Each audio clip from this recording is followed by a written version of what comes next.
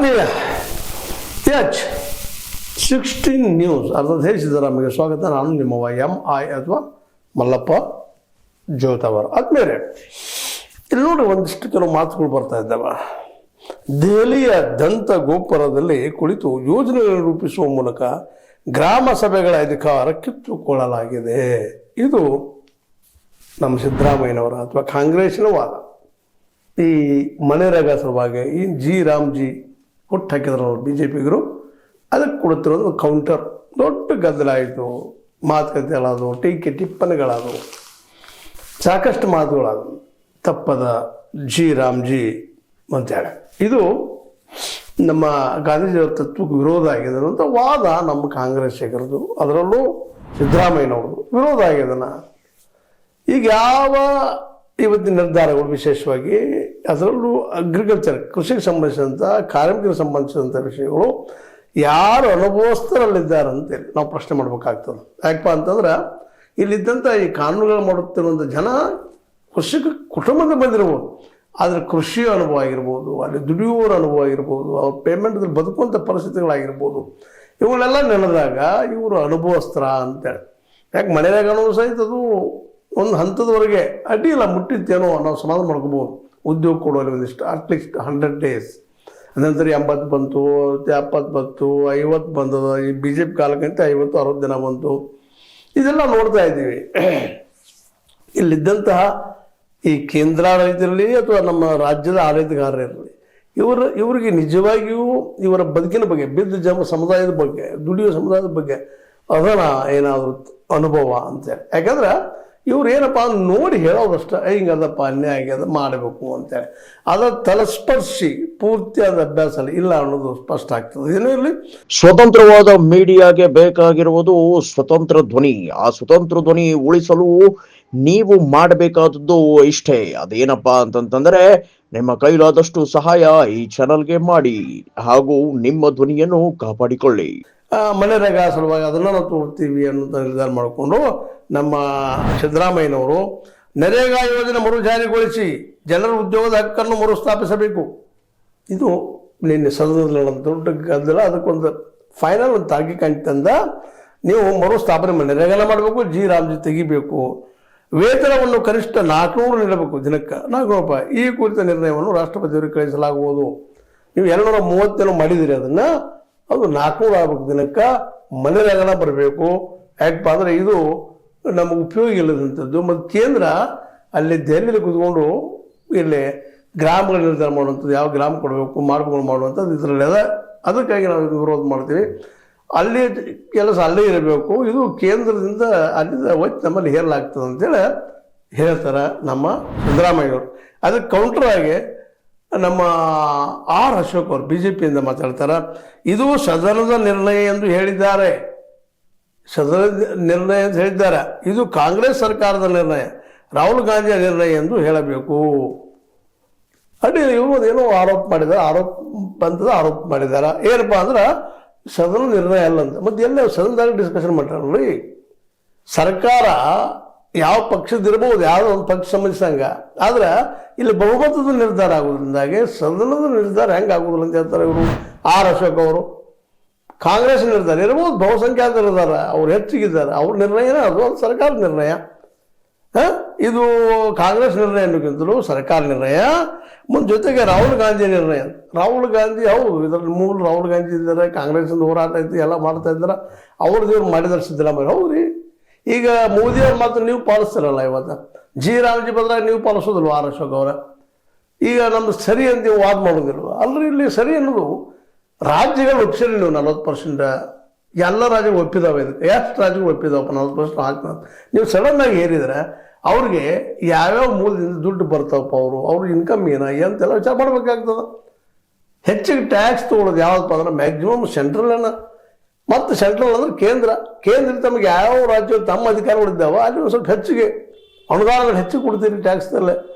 ಇಲ್ಲಿ ಇಲ್ಲದಂಥ ರಾಜ್ಯಗಳಿಗೆ, ಉದಾಹರಣೆಗೆ ದಕ್ಷಿಣ ಭಾರತ ರಾಜ್ಯಗಳಾಗಿರ್ಬೋದು, ಕರ್ನಾಟಕ ಆಗಿರ್ಬೋದು, ಇನ್ನುಳಿದ ರಾಜ್ಯಗಳಾಗಿರ್ಬೋದು, ಅಂದ್ರೆ BJP ಸರ್ಕಾರದ ರಾಜ್ಯಗಳಿಗೆ ಕಡಿಮೆ ನೀವು ಕೊಡ್ತೀರಿ ಫಂಡ್ ನಮ್ಮ ಟ್ಯಾಕ್ಸ್ ತೊಗೊಂಡ. ಮತ್ತು ನಾವು ಹೆಂಗೆ ಮತ್ತು 40% ಹೆಂಗೆ ಹಾಕೊಂಡು ನಾವು ಅಂತ. ಈಗ 100 ರೂಪಾಯಿಗೆ ನೀವು ಕೊಟ್ರಿ, 100 ರೂಪಾಯಿದಾಗ 60 ರೂಪಾಯಿ ನಮ್ಮದು, 40 ರೂಪಾಯಿ ನಮ್ಮದು.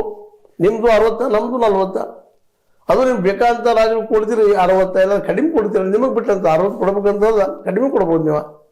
ಉಳಿದಲ್ಲಿ ರಾಜ್ಯ ಸರ್ಕಾರ ಹಾಕುವಂಥ ಪ್ರಸಂಗ ಇದೇನು, ಇದ್ಯಾವ ನ್ಯಾಯ ಅಂತ. ಹೌದು, ಒಳ್ಳೇದು. 125 ದಿವಸ ಮಾಡಿದ್ರಿ ನೀವು, ಒಳ್ಳೇದು. ಆದರೆ 40% ರಾಜ್ಯ ಉದ್ಯಮಬೇಕು ಅನ್ನೋಂಗೈತಿ. ಮತ್ತು ಇದು 60% ಅಂದರೆ 2 ದಿವಸದ ಮಾಡ್ತೀರಪ್ಪ ನೀವು. ಇದು 50 ದಿವಸದ 60 ದಿವಸದ ಆಗ್ತೈತಿ. ಮುಂದೆ ಉಳಿದೆಲ್ಲ ಯಾರು ತುಂಬಬೇಕು? ಅದು 100 ದಿನದೊಳಗೆ 60 ದಿನದ ನೀವು ತುಂಬ್ತೀರಿ, 40 ದಿನದ ನಾವು ತುಂಬಬೇಕು, ರಾಜ್ಯದವ್ರು ತುಂಬಬೇಕು. ಧನ್ಯ ರಾಜ್ಯಗಳಿಗೆ ಅಂತ ನೇರ ಪ್ರಶ್ನೆ ಮಾಡ್ತಾ ಇದ್ದಾರೆ. ಅಂದ್ರೆ ನೀವೇನು ಮಾಡಿದ್ರಪ್ಪ ಅಂದ್ರೆ ನಮ್ಮ ಜನರ ಹಕ್ಕನ್ನು ಕಲ್ಸ್ಕೊಂಡ್ರೆ ಉದ್ಯೋಗ ಖಾತ್ರಿ ಮಾಡಿದ್ವಿ ನಾವು. ಇದು ಎಲ್ಲರಿಗೂ ಉದ್ಯೋಗ ಖಾತ್ರಿ ಇಲ್ಲ. ರಾಜ್ಯಗಳು ಕೊಟ್ಟಾಗೆಲ್ಲ ಉದ್ಯೋಗ ಖಾತ್ರಿ ಆಗೋದು. ರಾಜ್ಯಗಳು ಯಾಕೆ ಕೊಡ್ತಾರೆ 40% ತಮ್ಮ ಬಜೆಟ್ದಾಗಿಂದ ಅನ್ನೋದು ಒಂದು ಸ್ಪಷ್ಟವಾದ ಅಭಿಪ್ರಾಯ ವ್ಯಕ್ತಪಡಿಸಿದ್ದಾರೆ. ಅದಕ್ಕೆ ಇದನ್ನು ಕ್ಯಾನ್ಸಲ್ ಮಾಡಿರಿ, ಮನೆಯಾಗನ ತೊಗೊಂಬಂದುಬಿಡ್ರಿ. ತೊಗೊಂಡು ಬಂದು ನೀವು ಅದ್ರ ಪ್ರಕಾರನ ಏನಪ್ಪ ಅಂತಂದ್ರೆ ಈ ದುಡ್ಡು ಹಂಚುವಂಥ ಹಿಂದಿತ್ತಲ್ಲ 100 ದಿನ 125 ಇದ್ದಿಲ್ಲ, ನೀವು 100 ದಿನ ಕೊಟ್ಟರೆ ಎಲ್ಲ ನೀವು ತೊಗೊಳ್ರಿ ಅನ್ನೋ ಇವ್ರ ಮಾತು. ಯಾಕಪ್ಪ 125 ಹೆಸರಿಗೆ ಎಷ್ಟು 125 ಕಾಣುವಂಗೆ, ಅದ್ರ ಒಳಗೆ ಏನೈತಪ್ಪ ಅಂತಂದ್ರೆ ಅದು 125 ದಿವಸಕ್ಕೆ ಆಗುವುದಿಲ್ಲ. ಯಾಕೆಂದ್ರೆ 100% ನೀವು ಕೊಡುವುದಿಲ್ಲ, 60% ಅಷ್ಟೇ ಕೊಡೋರು. ಮತ್ತು ನಾ 60,000 ಕೋಟಿ ಕೊಟ್ಟಿನಿ, 70,000 ಕೋಟಿ ಕೊಟ್ಟು ಕೊಡ್ತೀರಿ. ಮತ್ತು ಅದು ಅಂಡರ್ ಫಂಡ್ ಆಗಿಬಿಡ್ತದೆ, ಅಂಡರ್ ಎಸ್ಟಿಮೇಟ್ ಆಗಿಬಿಡ್ತದೆ. ಇವೆಲ್ಲ ಇಟ್ಕೊಂಡ ನೀವು ಮಾಡಿದ ತಪ್ಪದ, ಅದಕ್ಕೆ ಇದು ಹಿಂದೆ ತಗೋಬೇಕು. ಯಾಕಂತಂದ್ರೆ ಈಗ ನಾವೇನು ಮಾಡಿಸ್ತಾ ಇದ್ದೀವಿ ಇದು ಏನಪ್ಪ ನಮಗೆ ಮನೆಯಾಗ ಕೊಡ್ರಿ ಮತ್ತು ಎಲ್ಲರಿಗೂ ಉದ್ಯೋಗ ಸೃಷ್ಟಿ ಮಾಡುವಂಥದ್ದು ಮಾಡ್ರಿ ಅನ್ನುವಂಥ ಮಾತನ್ನು ಹೇಳ್ತಾ ಇದ್ದಾರೆ. ಅದೇ ಕಾರಣಕ್ಕೆ ನಮ್ಮ ಸಿದ್ದರಾಮಯ್ಯನವರಂತೆ ಸ್ಪಷ್ಟವಾಗಿ ಇದನ್ನು ಏನಪ್ಪ ಅಂತಂದ್ರೆ ಈ ಮನೆಯಾಗಿರಬೇಕು, ಬಡವರ ಪಾಲಿಗೆ ಸಂಜೀವನಿ ಆಗಿತ್ತು.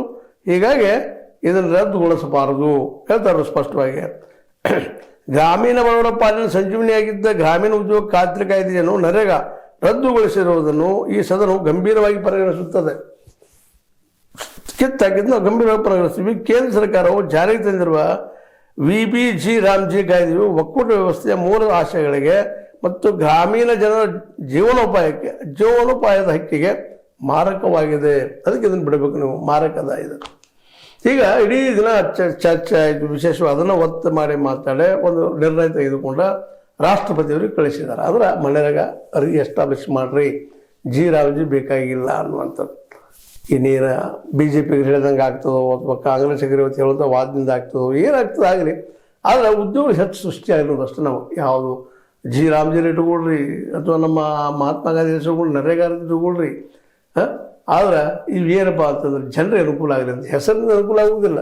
ಮತ್ತು ಇನ್ನೊಂದು ಕಡೆ ಇನ್ನೂ ಒಂದು ಡಿಸ್ಕಷನ್ ರೂಪದೊಳಗೆ ಅನೇಕ ರಾಜೀವ್ ಗಾಂಧಿ ಹೆಸರಲ್ಲೇ, ಮುಂದೆ ಅದೇ ಕಾಲಕ್ಕೆ ಇಂದಿರಾ ಗಾಂಧಿ ಅವ್ರ ಹೆಸರಲ್ಲೇ, ನೆಹರು ಅವ್ರ ಹೆಸರು ಎಷ್ಟೊಂದು ಯೋಜನೆಗಳಿದಾವೆ. ನಾವು ಒಂದು ಹೆಸರಿಗೆ ರಾಮ್ಜಿ ಹಾಕಿದ್ದಕ್ಕೆ ಒಂದು ಕಡೆ ತೆಗೆದಕ್ಕೆ ಎಷ್ಟು ದೊಡ್ಡ ನೀವು ಆವಾಜ್ ಮಾಡ್ತಾ ಇದ್ರಿ ಅನ್ನೋದು BJPಗರ ವಾದ. ಒಟ್ಟಿನಲ್ಲಿ ಈ ವಿಧಾನಸಭೆ ನಡೆದಂಥ ಒಂದು ಏನು ಈ ಏನಪ್ಪ ಅಂತಂದ್ರೆ ರಾಮ್ಜಿ ವಿರುದ್ಧ ನಿರ್ಣಯ ತೆಗೆದುಕೊಂಡಿದ್ದ. ಇದನ್ನು BJPಗೆ ಒಪ್ಪಿಲ್ಲ. ಆದರೆ ಇಲ್ಲಿ ಬಹುಸಂಖ್ಯಾತ ಶಾಸಕರು ಒಪ್ಪಿದ್ರಿಂದಾಗಿ ಇದು ರದ್ದಾಗಬಹುದಾ ಅಂತೇಳಿ. ಮೋಸ್ಟ್ಲಿ ಆಗಲಿಕ್ಕಿಲ್ಲ, ಅವ್ರಿಗೆ ಗೊತ್ತದ. ಯಾಕಂತಂದ್ರೆ ಈ ರದ್ದು ಇಲ್ಲಿ ಮಾಡಿದ್ರು, ಸೆಂಟ್ರಲ್ದವ್ರು ಮಾಡೋದಿಲ್ಲ ಅನ್ನುವಂಥದ್ದನ್ನು. ಬಟ್ ಇದ್ರಲ್ಲಿ ದೋಷಗಳು ಮಾತ್ರ ಇದ್ದಿದ್ದು ಖರೆ ಅದ.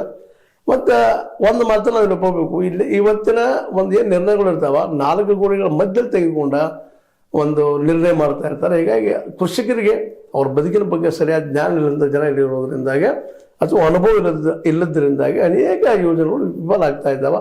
ಅದ್ರ ಹೆಚ್ಚು ದುಡ್ಡು ಪ್ರಚಾರ ಹೋಗುವಂಥದ್ದನ್ನು ಸಹಿತ ಇಲ್ಲಿವರೆಗೆ ನಡೆದಂಥ ಘಟನೆಗಳಿಂದ ಸ್ಪಷ್ಟ ಆಗುವಂಥ ವಿಷಯ. ಏನೂ ಇರಲಿ, ಸಿದ್ದರಾಮಯ್ಯನವ್ರು ಮಾತ್ರ ಮನೆಯಾಗನ ಬೇಕು ಅಂತೇಳಿ ನಿರ್ಣಯ ಮಂಡಿಸಿ ರಾಷ್ಟ್ರಪತಿಗೆ ಕಳಿಸುವಂಥ ನಿರ್ಧಾರ ಮಾಡಿದ್ದಾರೆ. ಅದೇ ಕಾಲಕ್ಕೆ ಇದು ಸದನದ ನಿರ್ಣಯನೇ ಇದಕ್ಕೆ ವಿರೋಧ ಪಕ್ಷದ ವಿರೋಧ ಮಾಡ್ತಾರೆ. ಅವ್ರ ಮತ ಎಷ್ಟು ಇದ್ದೇ ಇರ್ತಾವೆ, ನೀವು ವಿರೋಧ ಮಾಡಿ ತಪ್ಪಿಲ್ಲ. ಆದರೆ ಇದನ್ನು ರಾಹುಲ್ ಗಾಂಧಿ ನಿರ್ಣಯ, ಅವ್ರ ನಿರ್ಣಯ, ಇವ್ರ ನಿರ್ಣಯ ಅಂಥೇಳಿ ಏನೂ ಮಾಡಲಿಕ್ಕೆ ಆಗೋದಿಲ್ಲ. ಯಾಕೆ ಆಗೋದಿಲ್ಲಪ್ಪ ಅಂತಂದರೆ, ಹೌದು ರಾಹುಲ್ ಗಾಂಧಿ ಅವ್ರ ಹೆಡ್ಡನ್ನು ಅವ್ರದ್ದು, ಬಟ್ ಅದು ಅವ್ರ ನಿರ್ಧಾರ ಅಲ್ಲ, ಸದನದ ನಿರ್ಧಾರ ಅನ್ನೋದು ಎರಡು ಮಾತಿಲ್ಲ. ಅದೇನೂ ಇರಲಿ, ಒಟ್ಟಿನಲ್ಲಿ ಮನೆಯಾಗ ಮತ್ತು ಅಥವಾ ರಾಮ್ಜಿ ಕುರಿತಾಗಿ ಜೋರ್ದಾರ್ ಅಂತ ವಾದ ಪ್ರತಿವಾದ ನಡೀಲಿ. ಯಾಕಂದರೆ ಒಂದು ಒಳ್ಳೆಯ ಕೆಲಸ ಆಗೋ ಮುಂದೆ ವಾದ ವಿವಾದಗಳು ಹುಟ್ಟೋದು, ಮಾಡೋದು, ಚರ್ಚೆ ಆಗೋದು ಆಗಲೇಬೇಕು. ಅಂದಾಗ ಇನ್ನಷ್ಟು ಪರ್ಫೆಕ್ಷನ್ ಬರ್ತೈತೆ ಅನ್ನೋದು ಪ್ರಜಾಪ್ರಭುತ್ವದ ಒಂದು ವಾದ. ಏನೋ ಇರಲಿ, ಇದು ನಡೆದಂಥ ಘಟನೆ ಮೇಲೆ ರಾಮ್ಜಿ ಅಥವಾ ಮನೆಯಾಗ ಕುರಿತಾಗ ನಮಗೆ ಅನಿಸಿದ ಕೆಲವು ಮಾತು ಮಾತಾಡಿದ್ವಿ. ನಿಮ್ಗೆ ಲೈಕ್ ಆಗ್ಬೋದು, ಲೈಕ್ ಮಾಡಿ, ಶೇರ್ ಮಾಡಿ, ಕಮೆಂಟ್ ಮಾಡೋ ಜೊತೆಗೆ ಸಬ್ಸ್ಕ್ರೈಬ್ ತಿಳಿಸ್ಬಿಡ್ರಿ. H60 ನ್ಯೂಸ್ ಅರ್ಥ ಸಿದ್ದರಾಮಯ್ಯ ಸತ್ಯದ ಕೈಗಳಲ್ಲಿ ವಂದನೆಗಳು.